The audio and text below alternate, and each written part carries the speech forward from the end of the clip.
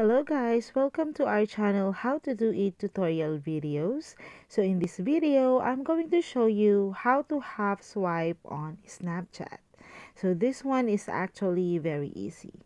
So once you open your Snapchat, just go ahead into your chat area and then select the person you want to read the messages. So what I'm doing right now is I'm just swiping it to the right with my right finger.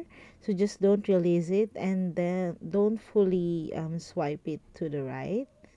So as you can see here, like that.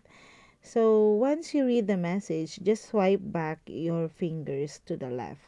So you just read the message without actually sending read notification to the other person on Snapchat.